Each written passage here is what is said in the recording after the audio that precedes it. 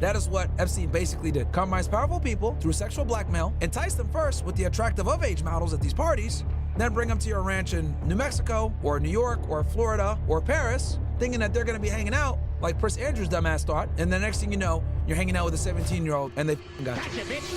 So for those of you that don't know, here's Jeffrey Epstein, right? Obviously disgraced American financier that is, obviously is Jewish, right? Supporter of Israel. And here's his backer, Leslie Herbert Wexner, okay, American billionaire, businessman, and co-founder, chairman emeritus of Bath and Body Works, Inc., okay? Owns a bunch of different brands, Victoria's Secret, etc. Right? This guy, Les Wexner, was Epstein's financial backer. Epstein, Epstein, whatever you guys want to call it, right? He was his financial backer. He is the reason why Epstein had the amount of money and resources that he had. And we're going to also figure out the women as well, okay? Now, Ghislaine Maxwell was his right-hand woman, helping him out with, making things happen. And we're going to talk about this in a bit more detail. Then you guys got here Jean-Luc Brunel, okay? This guy was a model recruit. He was a French model scout. He gained prominence by leading the international modeling agency Karen Models and founded MC2 Model Management with financing by Jeffrey Epstein, which we know his financing came from who? Les Wexner. Les Wexner was the financial backbone of Jeffrey Epstein because no one knew how Epstein had all this goddamn money. Well, it came from this guy, Wexner. And Jean-Luc Brunel was the guy that was recruiting the models. He died in 2022 through mysterious means in a prison just like your boy Epstein, okay? Ghislaine Maxwell is currently in prison. She's alive. She's in federal prison right now. She's incarcerated in Tallahassee, right here in Florida. Okay, it's a low-security United States federal prison for female inmates in Tallahassee, Florida, with a designated capacity of 812, right? And she got sentenced to some significant amount of time. Yeah, 20 years, okay? Then her father, Robert Maxwell, okay, who was a Czechoslovak-born British media proprietor, politician, and fraudster. And I think the most important thing for you guys to understand is that, yes, he's one of them boys. As all of these people are, except for Jean-Luc Brunel. They're all them boys when you check that early life, okay? Jean-Luc Brunel, I don't think, was one of them. He was French, but I don't think he was... Nope, he was not. Okay.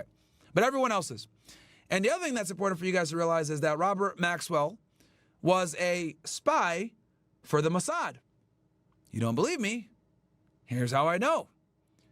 He went ahead and got this guy, Mordecai Vanunu, put in prison. Why? Because Mordecai Vanunu was a whistleblower on Israel's secret nuclear program. Okay? He went to the press in the 80s, revealed the details of Israel's nuclear weapon program to the British press in 1986, and was subsequently lured to Italy by the Israeli intelligence and Mossad, where he was drugged and abducted. Guess who snitched on him that got him picked up in Italy? Robert Maxwell. Because Robert Maxwell owned the news company that Mordecai Vanunu wanted to sell the story to. Okay? Give me ones in the chat if this all makes sense so far.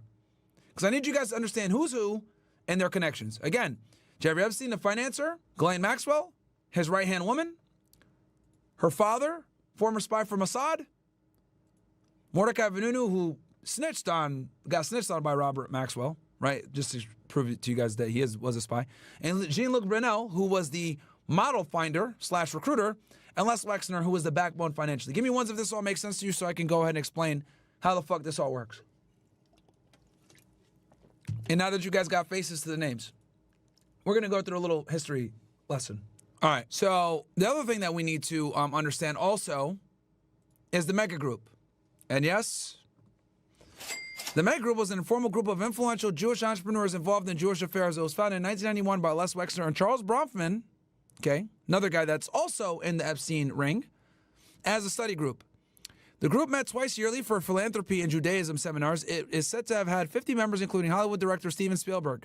Wexner led the group with Bronfman, and it inspired several philanthropic initiatives such as the Partnership for Excellence in Jewish Education, Birthright Israel, and support for the renewal of Hillel International.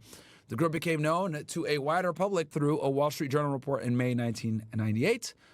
As a pro-Israel group, lobby group, the organization is also said to have tried to influence U.S. foreign policy in the Middle East. In 2003, it employed Republican political consultant Frank Luntz Two of the group mobilized support for Israel. The group also said to have had contacts with Israeli intelligence agency Mossad and to have served as a base for intelligence operations in the United States. Jeffrey Epstein is said to have used the group to build up his network of high-ranking contacts in business, media, and politics. The billionaire Wexner was the major financial supporter of Epstein and later claimed to have known nothing of his criminal activities. Okay? So now we went over Epstein, Les Wexner, the mega group, Jean-Luc Brunel, Ghislaine Maxwell, Robert Maxwell, Mordecai Vanunu, and we went over Charles Bronfman, who, let's go ahead and bring him in as well. Charles Bronfman, also one of them, is a Canadian-American businessman and philanthropist and is a member of the Canadian Jewish Bronfman family with an estimated net worth of $2.5 billion in 2023. Bronfman was ranked by Forbes as the 1,217th wealthiest person in the world. Born into a Jewish family in Montreal. So, a lot of people wonder, how the hell did Jeffrey Epstein do this and do it for so long without being caught? So, this is how the scheme worked. Chat. Epstein is a member of the mega group, as you guys know, a group of influential and wealthy, successful Jewish billionaires and entrepreneurs and philanthropists, etc., who had a dual mission to support Israel from the United States from a financial perspective, as well and have ties to Mossad, and also lobby for Israel's behalf and, support birthright, get people to go to Israel, fall in love with the country, move there, serve in the IDF, etc. And the more nefarious side, which is we're going to talk about Epstein's blackmail ring. Now, the way Epstein would pull the scheme off was Ghislaine Maxwell, who was a British/Jewish socialite, would go to the United Nations. And she would often talk about the ocean and preserving the ocean and, all these humanitarian things, right? And when she'd be there, she'd build up some contacts. And what she would do is like, hey, we're going to have a party, etc. You should come by. And, because at these UN things, you got a lot of powerful government officials. People are there out of town, right? They're visiting New York for these meetings. They're leaving their foreign country. They're there with their security details. They want to party a little bit, hang out, whatever. Cool. So what she would do is she'd bring in Jeff, and Jeff would bring in a bunch of models. And these models were supplied to him by the guy I showed you before, Jean-Luc Brunel, who was a French recruiter, because he would have the models who were both of age and sometimes underage. But up front, they'd be the of-age models. And you guys are wondering, well, where did the models come from? Well, guess what? Les Wexner owned Victoria's Secret. Victoria's Secret needs models. So Epstein had a direct line to not only models through Brunel, who supplied him with them, but they also, a lot of the times, will double as models for Victoria's Secret. So Epstein and Ghislaine Maxwell come to these parties and bring a bunch of attractive women. Well, I'll tell you this. If you're a guy that's bringing attractive women to every party you go to, you're going to be popular very quickly, and people are going to want to know who you are. So what Epstein would do would be like, hey, look, yeah, you like these girls? Hey, man, we party like this all the time. You should come on my jet, right? You should come to my house, because at the time, Epstein had a couple of different houses. He had one in New York City and Manhattan. He had one in Nevada, if I'm not mistaken. Or was it, no, New Mexico. Excuse me, I think it's New Mexico, excuse me. He had one in France, Paris, and he had one obviously in West Palm Beach. Or Palm Beach, not West Palm Beach specifically, but Palm Beach County. And what would happen is, while this was happening, he was, recruiting people and having these parties. He also had a network of underage high school girls, right, that were giving out massages. I've covered this in detail in one of my other episodes. If you guys want, Fed Reacts, look it up. Jeffrey Epstein, first episode I did where I covered the state case entirely. We go through the reports and everything. Very disturbing stuff. But for the purpose of this podcast, we're not going to talk too much about it. What you need to know is that he had a whole network of high school girls that he would pay several $100s, this is the early 2000s and the 90s, to give himself and his guest massages. So he'd go to these parties, make connections, and tell them, hey, you should come hang out with us. So what ends up happening is these people would come to his house or go to his ranch in New Mexico or go to his villa in New York City or his home in Paris, and there'd be underage girls there. Sometimes the people would know, sometimes they wouldn't know. But the point is, they'd be compromised.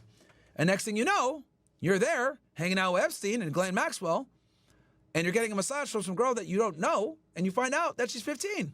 Well, I'll tell you what. Gotcha, bitch. Now, you got to do what Mr. Epstein says, okay? And a lot of you guys are probably wondering, well, why would he compromise these individuals? Well, for a couple of reasons.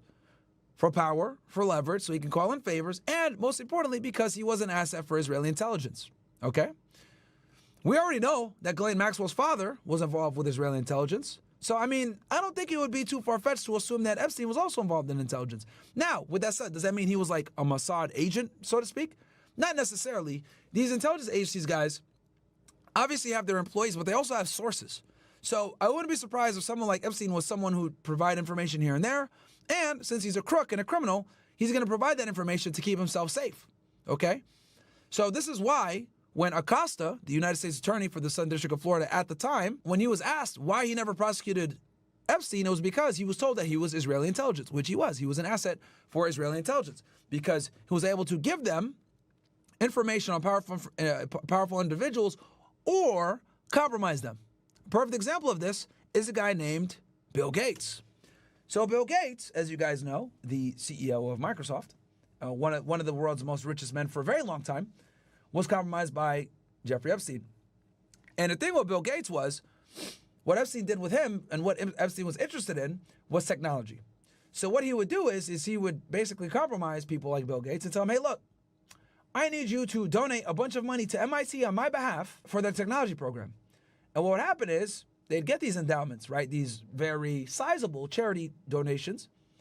And they would donate it on behalf of Jeffrey Epstein. And what Jeffrey Epstein would do is he would oversee this technology or these studies being done. And all the new stuff that comes out of it, since he had direct oversight, guess what he would do with that? He'd give it to the Israelis. Okay? Now, anyone that isn't familiar with Israeli intelligence and Israeli clandestine activities, let me tell you what the Israelis do. They are known for stealing information from other world powers, nuclear world powers, and using it to their advantage. They've been doing this for decades. You can look at like Jonathan Pollard. You can look at the Numek situation. Israel is notorious for stealing technology from other countries, to include the United States and their allies, and using it as a bargaining chip to get Jewish people that are in other countries, such as Russia, for example, like Jonathan Pollard did, and using that information to negotiate to get these Jewish people out of Russia to migrate to Israel. Right? They've been caught many times doing this. So Epstein's interest was garnering leverage on powerful people to procure endowments to universities to collect information on technology. Now, he did other things as well. Obviously, there's sexual blackmail and everything else, but that was one of the main things he did. Okay? And that kept him safe from being prosecuted. As you guys can see from the United States Attorney's Office down here in South Florida, they didn't prosecute him because they were told to hands off his intelligence. And this is how they ran their scheme for many, many years. So, to recap,